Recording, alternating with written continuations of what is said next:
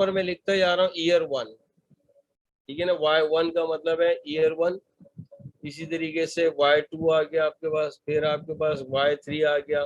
3 साल से शेयर है और आप बेच रहे नहीं है, आपने पास ही रखा, आपने कहा मैं होल्ड करके रखूंगा, ये 4 साल का डाटा आ गया। अब पहले साल जरा और से देखिएगा, ईयर 1 में आपको डिविडेंड मिला 10 रुपए पर शेयर। दूसरे साल आप फिर इंतजार करते रहे, फिर कंपनी ने प्रॉफिट दिया, कंपनी ने फिर आपको 10 रुपए दिया। तीसरे साल फिर आपने होल्ड करके रखा, बेचा नहीं, फिर डिविडेंड मिला, डिविडेंड आपको 10 दे दिया उन्होंने। फिर चौथे साल भी उन्होंने आपको 10 दे दिया। अब क्वेश्चन ये है कि स्टूडेंट पता नहीं क्या सोचता है कि ये जो डिविडेंड है पहले साल ईयर 1 में 10 मिल रहा है, ईयर 2 में क्या इंक्रीज होने के बाद मिल रहा है या वो सेम अमाउंट है? तो आंसर है सेम अमाउंट है। भाई नेक्स्ट ईयर डिविडेंड आपका 10 है, इंक्रीज देंगे। तो ये आपके पास यहाँ से पहले स्टेप से दूसरे स्टेप पे गए तो आपके पास ग्रोथ नहीं है, इसको कहते हैं जीरो ग्रोथ। सेकेंड ईयर के बाद फिर थर्ड ईयर आपको डिविडेंड मिला सेम 10 रुपए, फिर आपको फोर्थ ईयर वही सेम डिविडेंड मिला वही 10 रुपए। तो इन चारों सालों के डिविडेंड के अंदर आपके पास कोई ग्रोथ नहीं है, इसे जीरो ग्रोथ कहते हैं, ठीक है।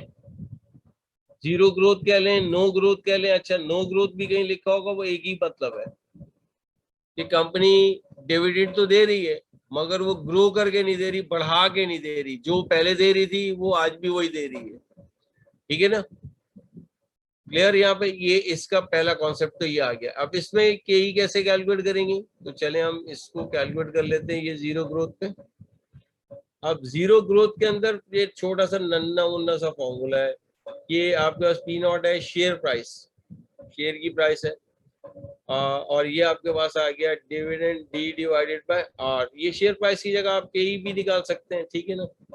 और इसी की मदद से आपने क्या कैलकुलेट करना है, के ई निकल आएगा। लेकिन इतना आसान पेपर में आता नहीं है, चले हम कर लेते हैं वैसे यहाँ पर।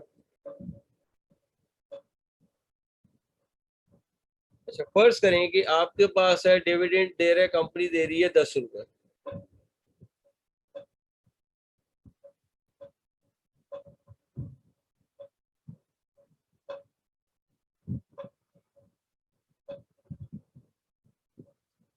कंपनी कितना डिविडेंड दे रही है, 10 रुपए।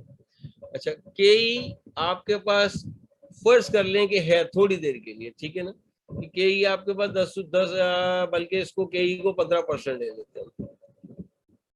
अगर के ई आपके पास है तो ये देखिए, ये शेयर प्राइस आ गई, इससे हमने शेयर प्राइस कैलकुलेट करनी है। और ये वाला फॉर्मूला इसके बाद जो आने वाला चैप्टर है स्टॉक वैल्यूएशन, इसमें बहुत काम आएगा, यही याद रखिएगा। ये अब आपने बादाम पे से सारे खाने शुरू कर देने हैं, क्योंकि यही टॉपिक जो अभी पढ़ा रहे हैं यही नेक्स्ट चैप्टर में पूरा काम आएगा, ठीक। अच्छा, लेकिन यहाँ पर तो हमने के ही कैलकुलेट करना था और 15% आपको तो हमने खुद बता दिया। आपने कहा सर आप तो के ही बताने जा रहे थे कि कैसे निकलेगा। तो इसके अंदर तरीकेकार ये कि फर्ज कर लेते हैं कि हम यहाँ पर एक और बॉक्सेस बना लेते हैं,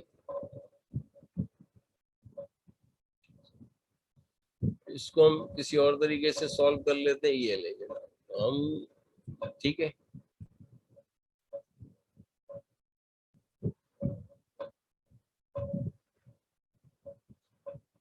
देखिए, डिविडेंड आपको दे दिया था, पेपर में गिवन होगा, परेशान होने वाली बात नहीं है। नहीं होगा तो आप पेपर ही छोड़ के आ जाएंगे, ये नहीं करेंगे, ठीक है ना। ये पहली सिचुएशन ये कि गिवन होगा।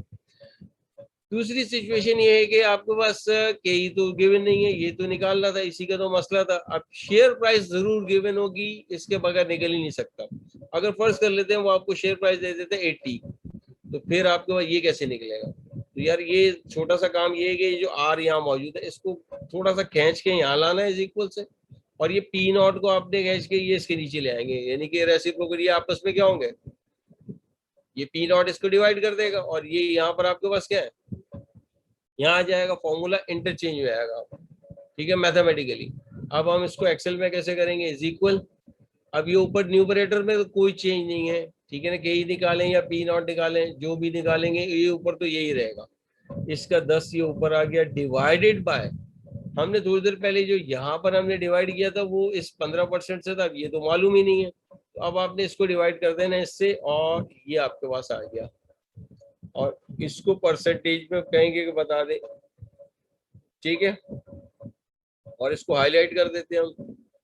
या तो के ही कैलकुलेट करने का ये तरीका है। अगर कंपनी के डिविडेंड नहीं है, आप स्टॉक वैल्यूएशन अभी स्टॉक एक्सचेंज की बैलेंस शीट पे जाएं, वो सॉरी स्टॉक एक्सचेंज की वेबसाइट पे जाएं और वहां से किसी कंपनी की एनुअल रिपोर्ट्स को डाउनलोड करें और फिर उसके डिविडेंड्स को चेक करें। आपने देखा कि यार कंपनी एक डिविडेंड पे कर रही है, कांस्टेंट एक ही जैसे डिविडेंड है और मुस्तकिल वही डिविडेंड है, ठीक है ना। तो जब मुस्तकिल वही डिविडेंड है तो उस सूरत हाल के अंदर क्या होगा, आप उससे इस तरह कैलकुलेट करेंगे और आपने इसकी मदद से के ही निकल आएगा, ठीक है। अच्छा, ये था आपके पास जीरो ग्रोथ। अब हम चलते हैं कांस्टेंट ग्रोथ। अच्छा, स्टूडेंट को ये लगता है कि कांस्टेंट ग्रोथ और जीरो ग्रोथ एक जैसे ही है, ऐसा नहीं है। चले हम यहाँ से थोड़ी देर पहले जो एग्जांपल आपको दी थी उसी को कॉपी करते हैं। गायब हो गई एग्जांपल, ये रही, इसको लेके चलते हैं, इसी एग्जाम्पल को हम यहाँ ले आते हैं, ठीक है ना।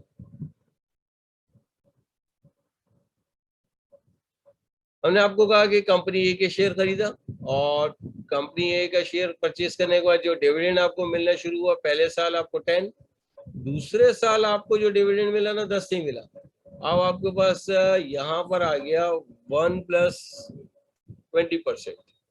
इतनी ग्रोथ होती नहीं है लेकिन चले हम लगा देते हैं, या बल्कि 10% ग्रोथ, या फिर डिविडेंड की अमाउंट को चेंज करते हैं ना। चलिए 20% ग्रोथ है तो 1.2, मैं रिपीट कर दूं, आपने इसको मल्टीप्लाई कर देना किससे, 1.2 से। यहाँ पर अब ये काम नहीं करेगा तो इज इक्वल लगेगा, हाँ सर ये आ गया आपके पास, ये नहीं कि ये ग्रोथ होने के बाद, ठीक है। अब इसी तरीके से अगर हम इसको कैलकुलेट करेंगे तो ये तो सेम आ गया, तो 12 कर देते हैं, ठीक है। और यहाँ पर 14 पॉइंट,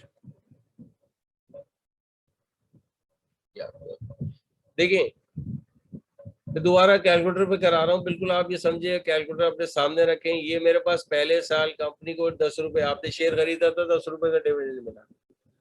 अब ये 10 रुपए का डिविडेंड लेने के बाद अब दूसरे साल उम्मीदें लगा के बैठे हुए थे और ये कंपनी की प्रॉफिटेबिलिटी भी अच्छी थी और इनके डायरेक्टर्स भी अच्छे थे। इन्होंने कहा कि जी पिछले साल 10% है, इस दफा 20% बढ़ा कर देंगे। तो पिछले साल जो 10 था वो तो मिला ही मिला, अब 20% बढ़ाकर कितना मिला आपको, ये 1.20 आ गया, 12 रुपए हो गए सॉरी। तो अब आपके पास ये नहीं कि 2 रुपए इजाफी, 20% जो था वो इंक्रीज करके दिया उन्होंने 2 रुपए, तो ये 12 हो गए। अब तीसरे साल जो है ना उन्होंने क्या किया कि 12 से बढ़ाकर आपको कितना दिया, 14.40। और इसके बाद फिर आपको इन्होंने चौथे साल जो दिया वो इसका 14.4 का 20% बढ़ा के दिया। तो ये आपके पास जो ग्रोथ है हर साल, लेकिन यहाँ पे पहले साल जो इंक्रीज करके दिया वो 20%, यहाँ जो इंक्रीज करके दिया वो 20%, और यहाँ जो इंक्रीज करके दिया वो 20%। तो हर साल जो इंक्रीज हो रहा है वो 20% सेम है।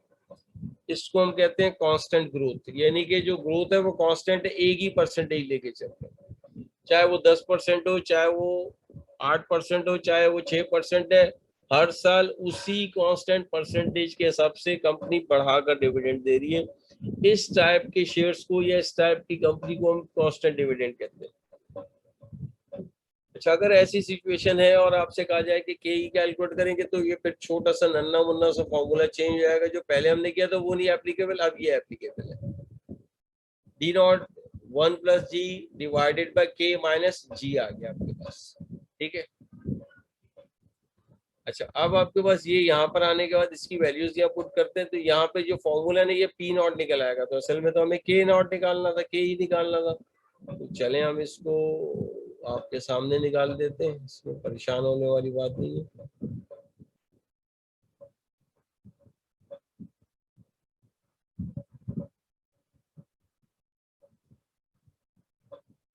फर्ज करें कि अभी थोड़ी देर पहले नहीं बल्कि जो एग्जाम्पल बनी हुई है इसी को लेके चलते हैं। कंपनी आपको डिविडेंड दे रही है 10 रुपीज पर शेयर पहले साल।